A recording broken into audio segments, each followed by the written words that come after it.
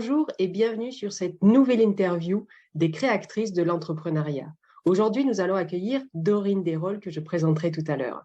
L'intention de ces interviews, c'est d'apaiser les peurs des femmes qui ont envie de se lancer dans l'entrepreneuriat, qui, selon les études, sont 54% entre l'âge de 30 à 48 ans à avoir le désir de créer leur entreprise, mais seulement un tiers, 31 à 33% selon les études, sont réellement créatrices d'entreprises. Et du coup, ce sont toutes ces femmes qui sont visées par ces interviews, celles qui sont en réflexion de créer une entreprise, mais aussi celles qui sont sur le début du parcours, dans les premières semaines, premiers mois, voire dans les 3 premières années de leur création d'entreprise. Car c'est là, en fait, que nous dépensons le plus d'énergie. 80% de l'énergie est au décollage, tout comme pour un avion ou une fusée qui doit s'extraire de la planète Terre. Donc, ces interviews ont pour objectif d'aller chercher des entrepreneuses qui réussissent, qui sont en train de réussir dans l'entrepreneuriat, afin qu'elles nous donnent leurs recettes, leurs bonnes pratiques, leurs trucs et astuces éventuellement, pour passer outre les peurs, les doutes, les pensées négatives, le fameux syndrome de l'imposteur qu'on peut vivre, mais aussi peut-être un certain manque de confiance en soi, voire même un manque en termes d'estime de soi. Donc, toutes ces entrepreneuses sont là pour nous donner en toute authenticité et en toute humilité aussi leur parcours et comment elles font au quotidien pour passer les défis et les challenges qui sont les leurs, mais qui sont aussi ceux de ces femmes créatrices d'entreprises ou de celles qui ont envie de l'être.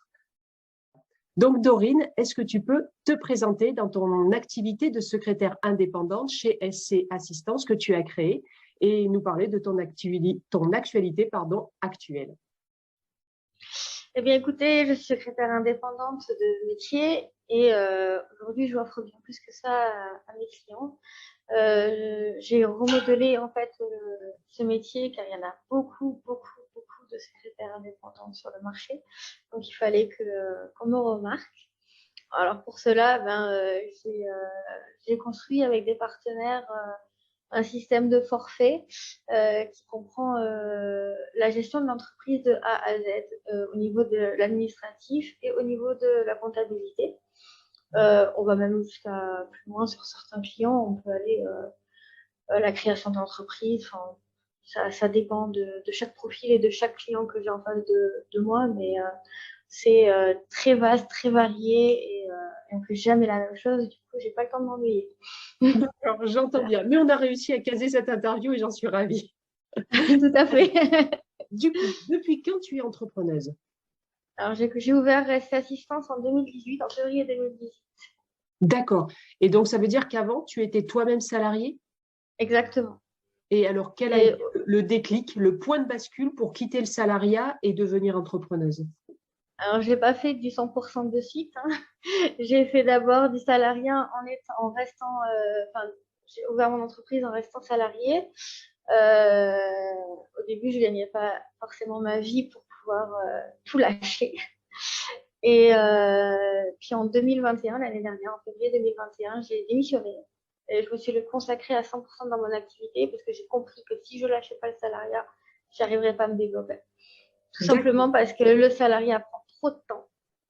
Et en fait, ça nous laisse pas assez de temps pour développer l'entreprise. Donc, du coup, on fait du surplace, ça sert à rien. On n'avance pas.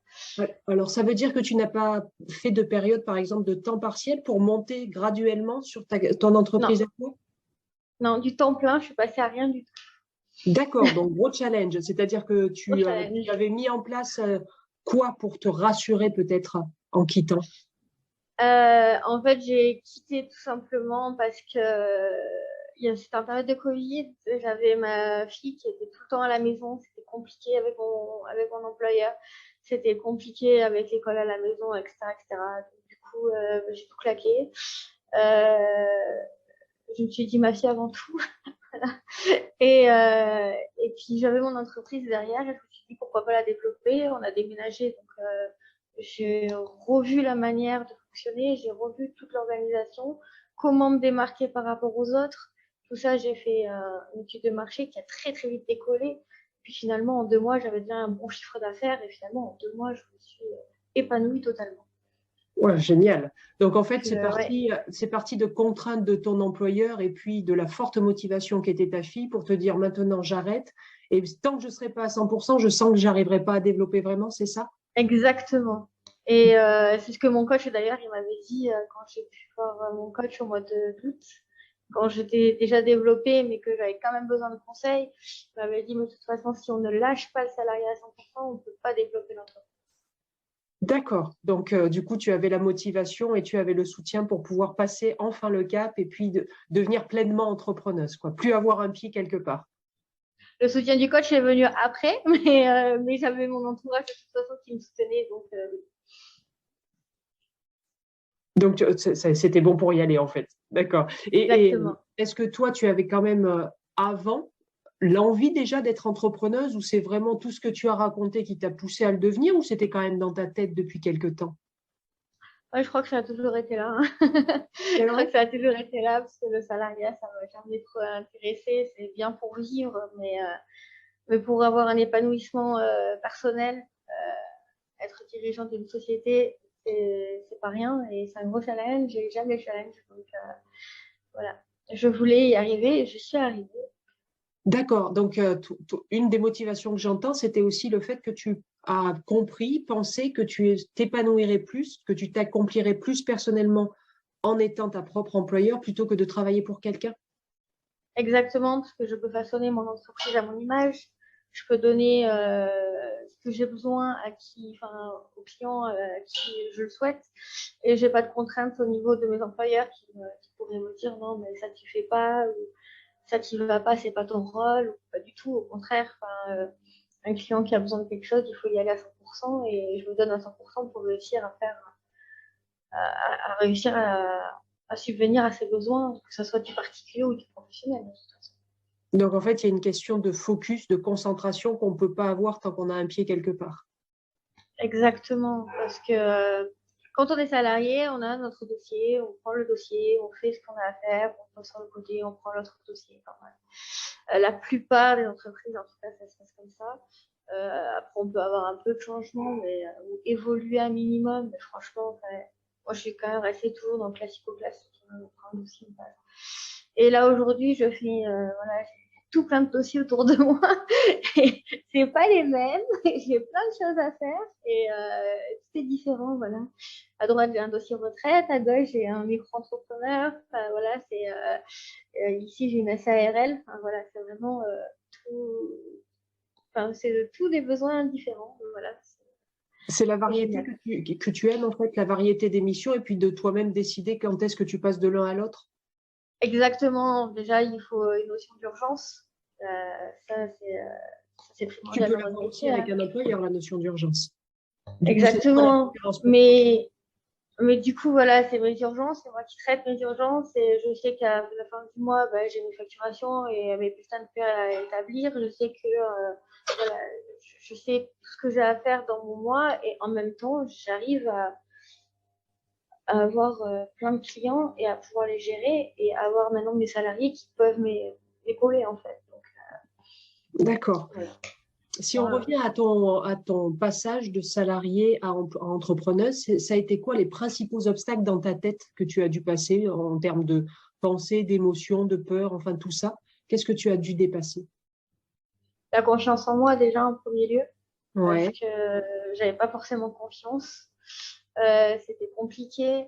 Euh, Surtout que, comment dire, enfin, j'étais pas forcément valorisée dans l'entreprise, enfin, dans les entreprises où j'ai pu travailler.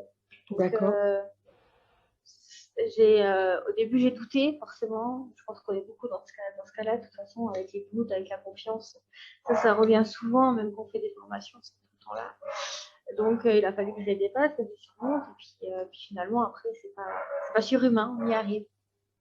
C'était un manque de confiance en toi, Dorine, ou un manque de confiance en tes compétences? C'était quoi? Dans mes compétences, c'est vraiment est-ce que j'ai les épaules assez solides pour pouvoir arriver à gérer une entreprise. Si j'arrive à avoir mon objectif final, est-ce que je vais pas me casser la figure? Est-ce que je vais pas tomber trop? Comment ça se passe? Qu'est-ce qui va se passer? Est-ce que je vais avoir assez de clients? Est-ce que je vais pouvoir répondre à tous leurs besoins?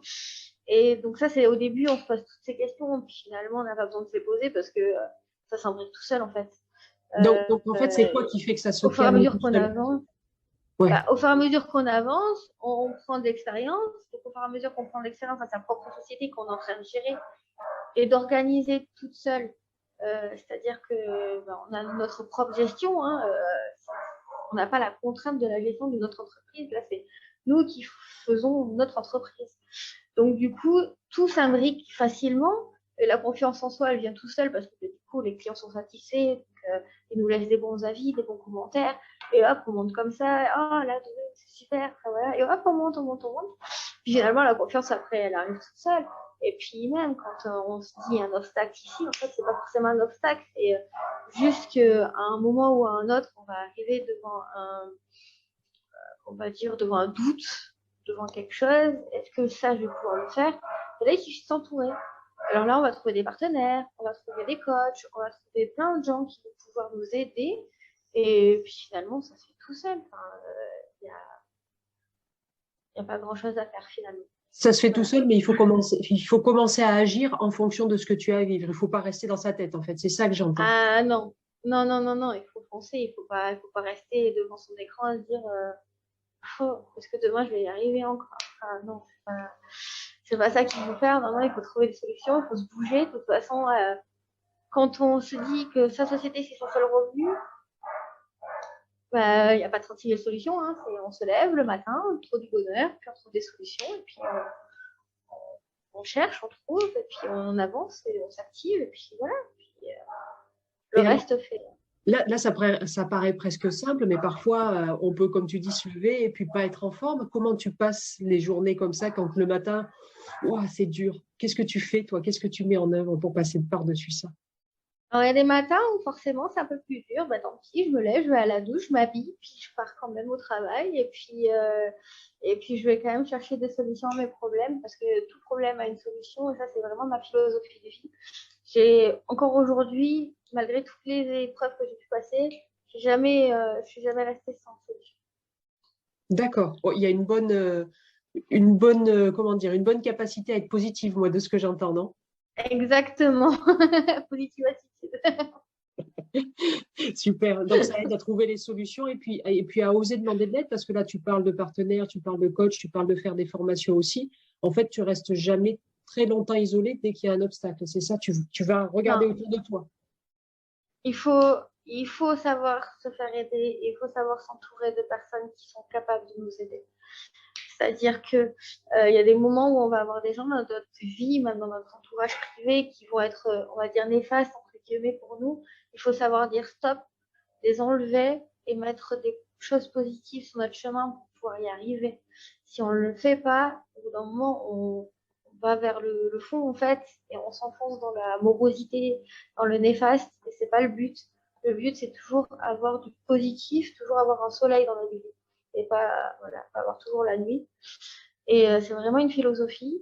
Et je sais qu'il y a beaucoup beaucoup de femmes qui se retrouvent par fierté à vouloir rester seules, à vouloir gérer leurs soucis toutes seules. Il y a beaucoup d'hommes aussi qui se retrouvent comme ça, Ouais. mais finalement c'est pas la solution.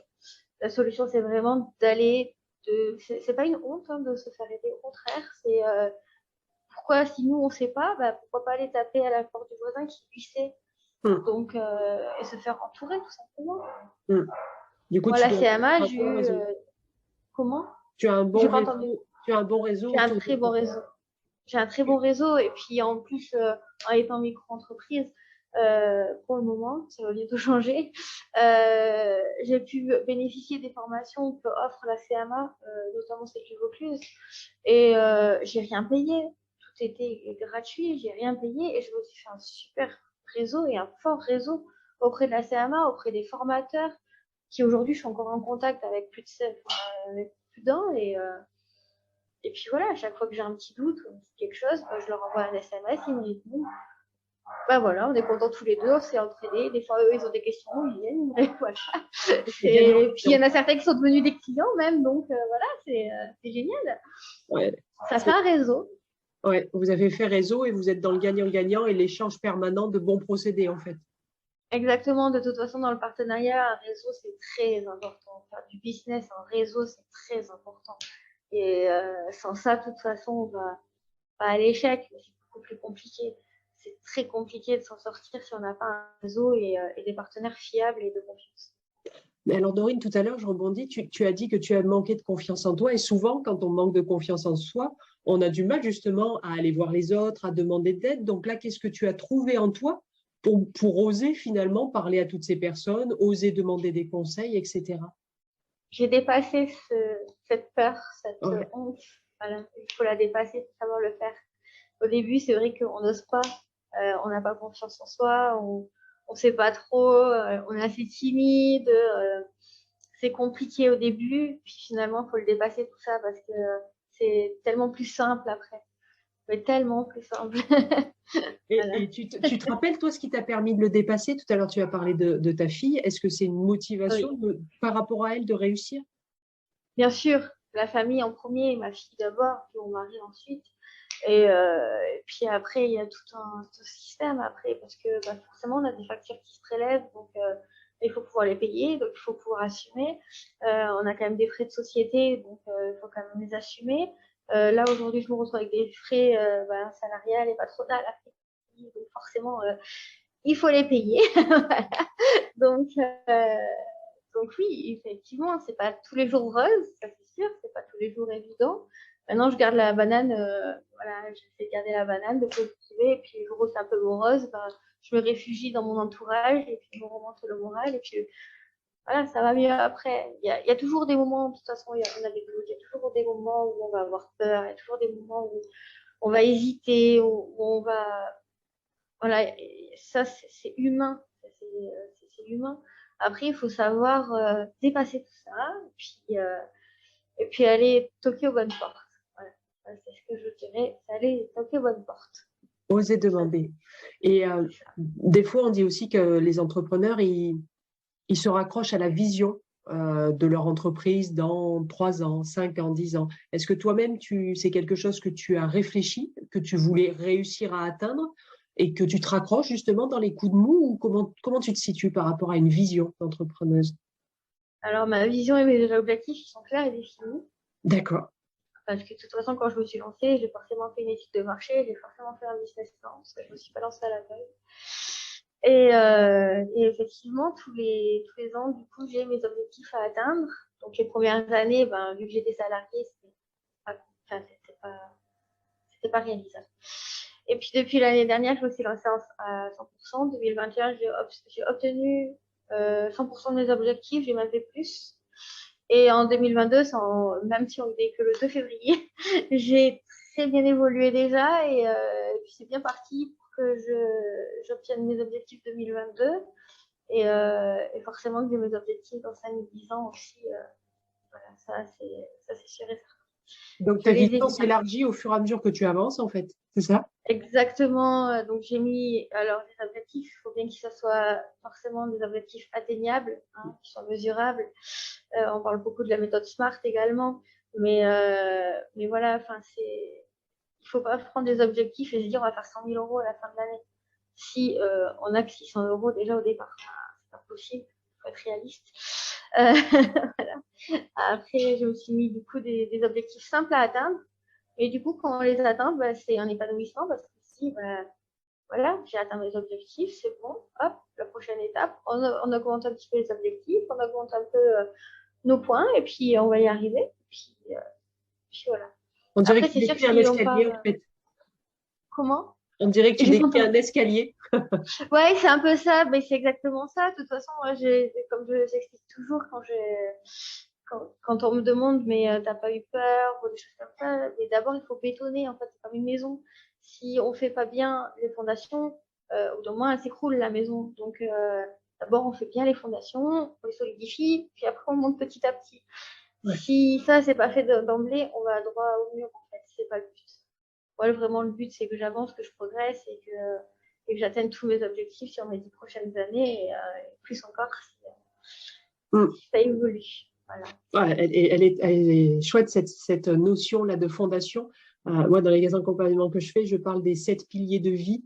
Donc, il y a l'estime de Exactement. soi, il y a les besoins, il y a le camp de base, c'est-à-dire l'environnement que tu as dit. Donc là, on voit bien que toutes tes fondations sont stables, sereines, sécurisées et que du coup, tu peux aller t'éloigner un petit peu et aller jouer encore plus loin dans l'océan pour te challenger. Donc, c'est chouette, quoi. C'est chouette. Dorine, on dit souvent que notre mental peut être aussi bien notre pire ennemi que notre meilleur allié. Comment toi, tu as réussi à gérer, ou tu continues d'ailleurs à gérer, les hauts et les bas dans les pensées, la petite voix qui est sympa et puis celle qui fait le petit diable? Comment tu fais? Ça, c'est une question de piège. Alors, comment je fais? Ben, en fait, c'est pas évident de jongler entre les deux, mais je maintiens et je signe. Et le petit diable qui est en moi, il faut que je l'oublie. Et il faut que je reste concentrée sur le petit ange qui est de l'autre côté.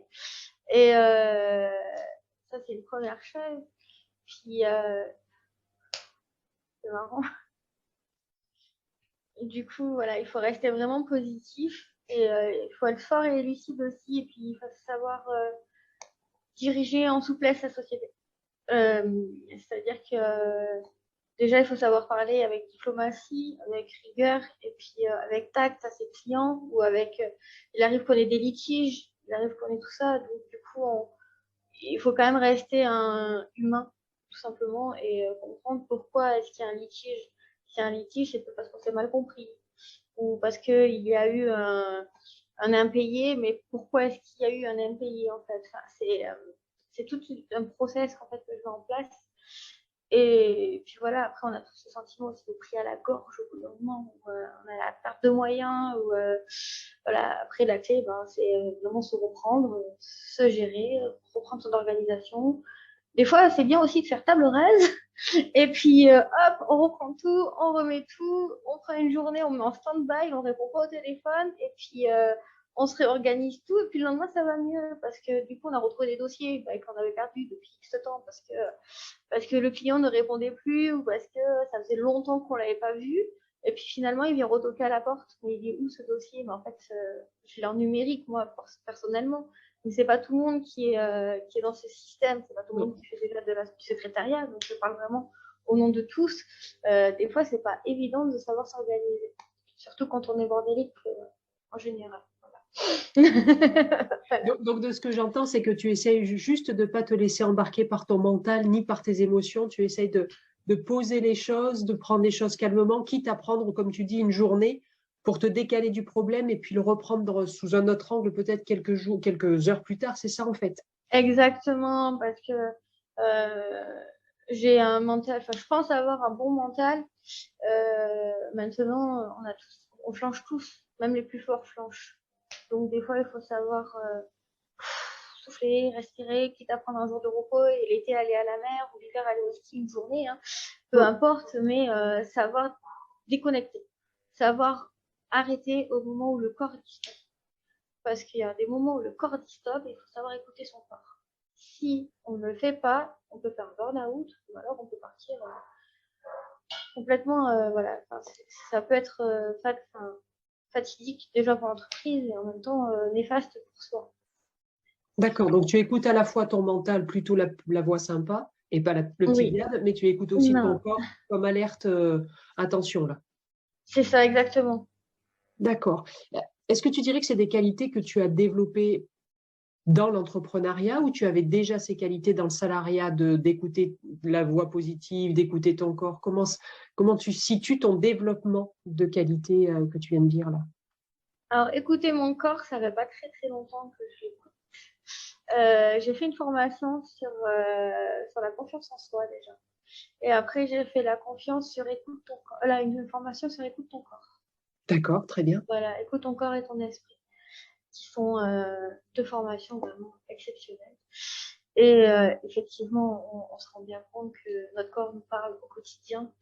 Et en plus, j'ai de la chance d'avoir ma maman qui est magnétiseuse Reiki et qui du coup peut aussi m'aiguiller dessus. Donc, c'est vraiment une chance pour moi. Et j'essaie vraiment de pratiquer ça au quotidien parce que notre corps nous parle tous les jours. Et ça te sert d'indicateur à ce que tu dois faire, à ce que tu dois prendre comme décision, à si c'est le moment pour prendre des décisions peut-être aussi? Ça peut, parce que si par exemple je suis trop stressée ou que je suis en colère, je ne vais pas pouvoir prendre de bonnes décisions et je ne vais pas pouvoir être productive, tout simplement. Mm. Et pour être productive et pour être en meilleure forme, ben, il faut attendre que la colère ou que la morosité passe, tout simplement. Donc c'est là où je vais prendre du temps pour moi et puis peut-être décaler un rendez-vous si c'est un rendez-vous qui peut être litigieux ou si c'est un client, un nouveau client qu'on ne connaît pas, s'il nous voit déjà morose ou énervée, on va dire c'est qui celle-là. Enfin, voilà, clairement c'est pas le but. Moi mon but c'est vraiment d'accueillir les clients chaleureusement avec tout mon savoir-faire et tout mon savoir-être. Donc, de ce que j'entends, tu as cette capacité à aller te dire, en fait, il n'y a rien qui est si urgent que je ne doive pas écouter que moi, ce n'est pas le bon moment. C'est ça? C'est ça. D'accord. Parce que même une facture qui va être hyper urgente pour un client, oui, c'est urgent pour le client, parce que s'il n'a pas cette facture, effectivement, il ne sera pas payé. Mais si je lui envoie que 2 heures plus tard ou 3 heures plus tard, parce qu'il a fallu que je prenne du temps pour moi, parce que j'étais pas en état de faire sa facture, ben, je vais prendre 2 ou 3 heures pour moi et je lui ferai sa facture quand je reviens. Voilà, je vais m'aérer, je vais prendre l'air, je sais pas, je vais courir ou voilà, enfin, peu importe, mais voilà. Mais je vais me décharger, c'est voilà, quand j'ai trop plein d'énergie, je vais décharger mon énergie pour pouvoir me recaler et puis surtout me recentrer sur ma tâche que j'ai à faire. C'est pas facile tous les jours, comme je le dis souvent, hein.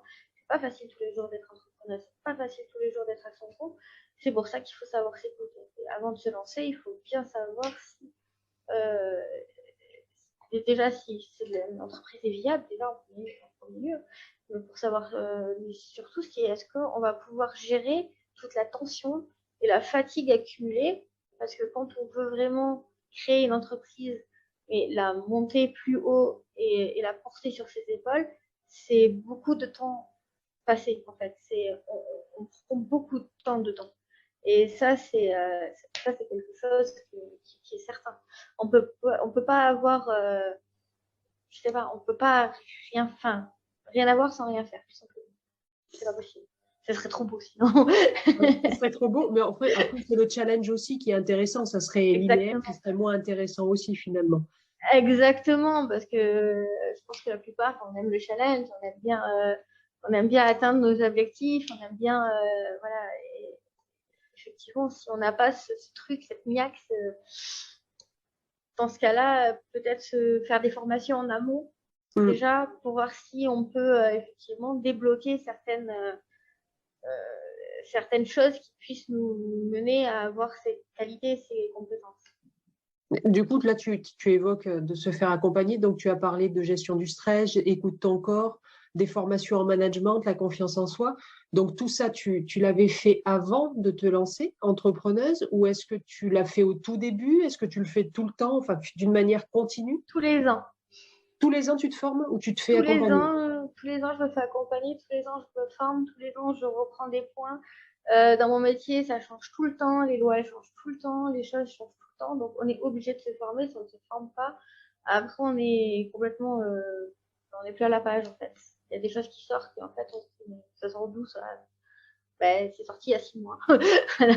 Le texte de loi là, il est sorti il y a 6 mois. D'accord. Si on n'est pas au courant, c'est compliqué. Donc, si j'entends bien, tu fais en sorte de te former à la fois professionnellement, donc ton métier, tous tes métiers en tout cas, puisque tu en as plusieurs finalement dans ST Assistance, et donc, mais aussi en évolution personnelle. Les deux sont peut-être pas en parallèle, mais les deux sont aussi importants l'un que l'autre. Comment tu te Elle se situes? complète. Parce que si on n'a pas confiance en soi, en fait, dans l'entreprise, on ne sera pas efficace. Si on n'écoute pas son corps, dans l'entreprise, on ne sera pas efficace. Donc tout se complète, tout simplement. Le management, si je ne l'aurais pas fait, étant donné que j'en ai jamais fait jusqu'à présent, si je n'avais pas fait cette formation, je n'aurais jamais pu prendre de salarié. Enfin, tout va, tout s'emboîte et j'essaye d'avoir un seul fil conducteur. C'est-à-dire que je ne vais pas m'éparpiller. Et par contre, si, comme je le dis souvent, enfin moi, je veux vraiment accompagner mes clients de A à Z sur tous leurs besoins. Si à un moment j'ai une lacune, si à un moment je ne sais pas, je sais pas,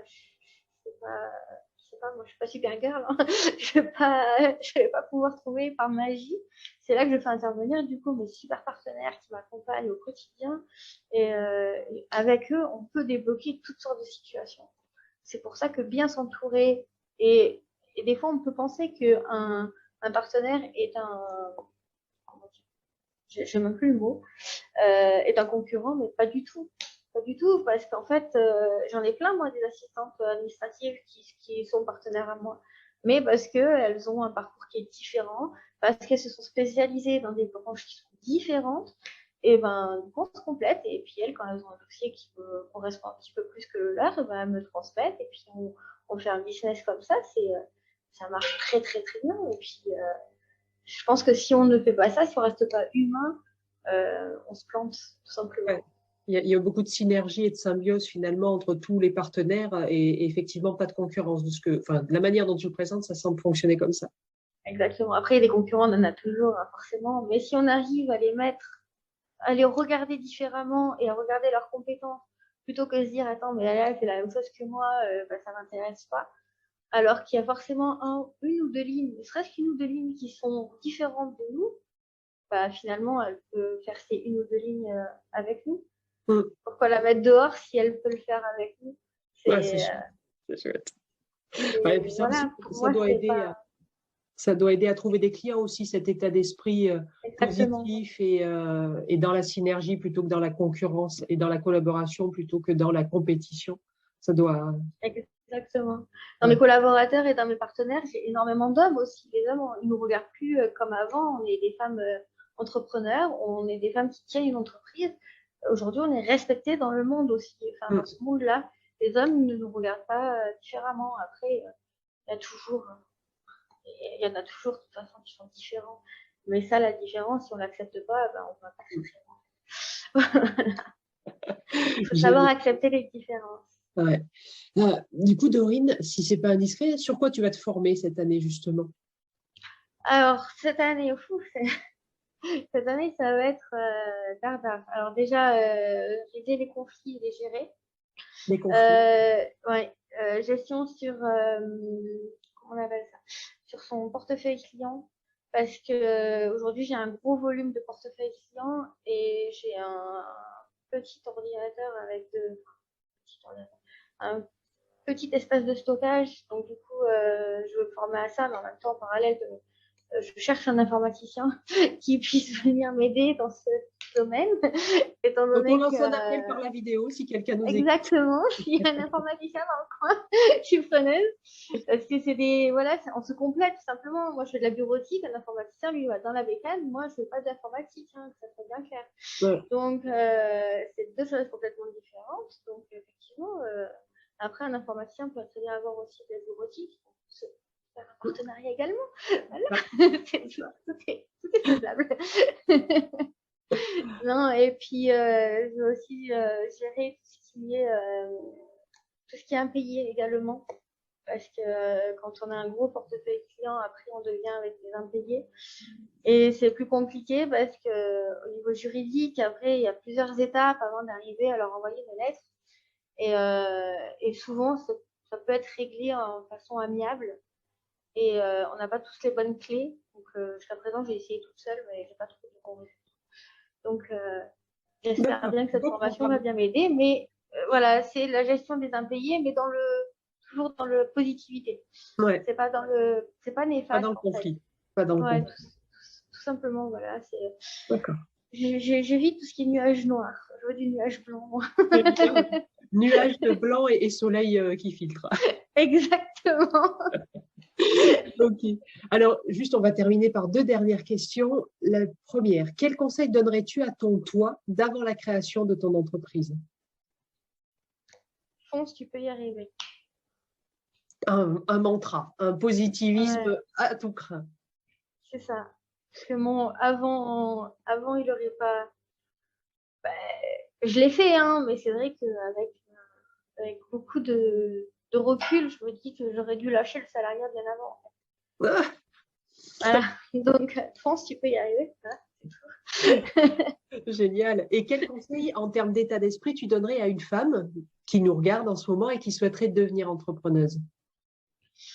Alors, je dirais que d'abord, en premier lieu, il faut déjà qu'elle définisse un projet très précis, qu'elle ne lâche pas et qu'elle n'a jamais le cap. Ensuite, il ne faut pas qu'elle s'éparpille. Il faut qu'elle reste focus sur son projet. Et il faut surtout qu'elle fasse confiance. C'est très important. Et après, peu importe le secteur, il faut qu'elle donne à fond. Et puis, il faut savoir ce qu'elle veut et qu'elle y mette tout son cœur, toute son énergie. Et tout se passera bien. Voilà.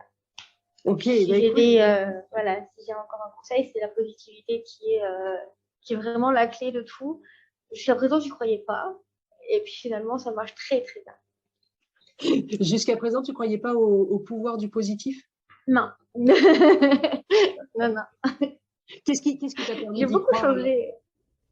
Ce qui m'a permis d'y croire, c'est qu'un jour, je me suis dit, mais en fait, j'ai regardé un reportage sur Netflix qui s'appelle Le Secret. Ouais. Et voilà. Et ce reportage, en fait, il parle de plein de choses et il est très, je l'ai trouvé super bien fait. Il y a un livre aussi je crois que c'est tiré d'un livre. Oui, Le Secret, il s'appelle. Le livre est d'abord. Voilà. Et en fait, le noir, en gros, de ce qu'on peut comprendre, c'est que le négatif attire le négatif, alors que le positif attire le positif. Si on pense positif, on va avoir que du positif. Et puis ça fonctionne. Voilà. Ça fonctionne. Il faut l'ingrédient de l'émotion positive aussi. Et toi, tu fais les deux. Enfin, parce Exactement. qu'on peut, si on fait la méthode Coué, et c'est effectivement les pensées positives, ça va pas faire grand-chose. Mais si en plus c'est soutenu par une énergie positive comme tu dégages, là, on casse Exactement. tout, quoi. Non, on casse tout. Penser, vivre et se lever avec de la positivité, tout ira bien. Bon, eh ben, génial. Eh ben, merci pour tous ces enseignements, Dorine. J'ai adoré ton Je t'en énergie, ta prie. capacité à prendre du recul plutôt que de prendre de front un obstacle, le fait de travailler sur toi, de travailler et ton personnel et ton professionnel en même temps.